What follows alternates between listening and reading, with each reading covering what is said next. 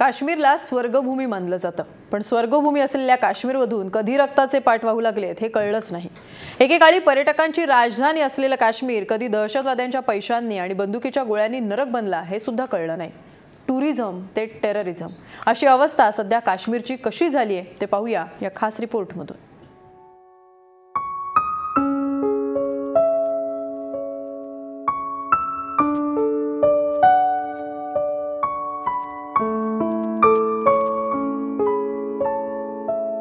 काश्मीर पृथ्वीवरील नंदनवन, स्वर्गभूमी।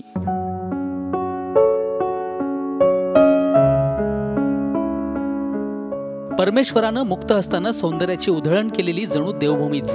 एकीकडे दाल लेक तर दुसरीकडे डोंगरावर वसलेली वैष्णोदेवी, बर्फाच्या पहाडावर विसावलेला अमरनाथ, निसर्ग सौंदर्यानं नटलेलं पहलगाम।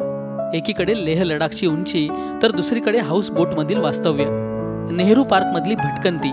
अशा एक दोन नाही तर तब्बल शेकडो बाबींमुळे जम्मू काश्मीरनं केवळ भारतीयांच्याच नाही तर जगभरातील पर्यटकांच्या हृदयात घर केलंय।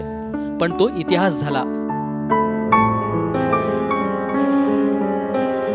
कारण याच काश्मीरच्या बर्फावरून आता रक्ताचे पाठ वाहत आहेत। पाक पुरस्कृत दहशतवाद्यांनी जम्मू काश्मीरला अक्षरशः वेठीस धरलंय।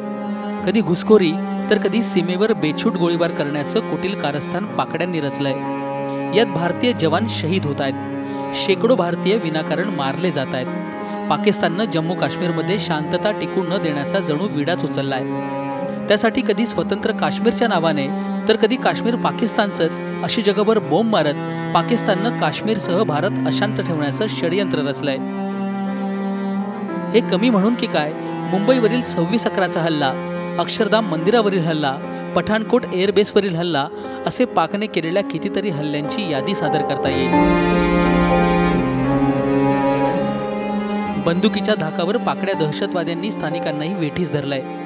त्यांना विरोध केल्यास जीवाला मुकावं लागतं आणि सैनिकांवर दगडफेक केल्यास त्यासाठी मोठी बक्षिसी देखील दिली जाते। वारंवार होणाऱ्या दहशतवादी हल्ल्यांमुळे काश्मीरमध्ये मोठ्या प्रमाणात पोलीस आणि सैन्याचा बंदोबस्त ठेवावा लागतोय। त्यावर भारत सरकार प्रचंड खर्च करतं, त्यानंतरही परिस्थितीत बदल होत नाही, तर पोलीस आणि सैनिकांच्या ताफ्यावरच नियोजित हल्ले केले जात असल्याचं अनेकदा स्पष्ट झालंय।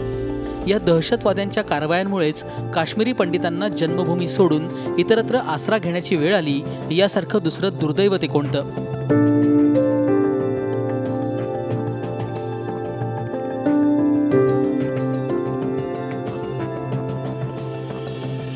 त्यामुळे एकेकाळी पृथ्वीवरचा स्वर्ग असलेलं काश्मीर 80च्या दशकानंतर दहशतवाद्यांमुळे नरक बनलाय।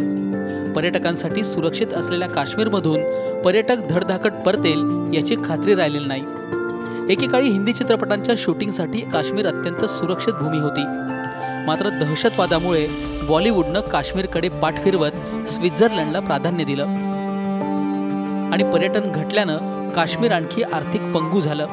तरुणांची माथी भडकवून त्यांना दहशतवादाकडे वळवण्यात येऊ लागलं आणि तरुणही भरकटू लागले।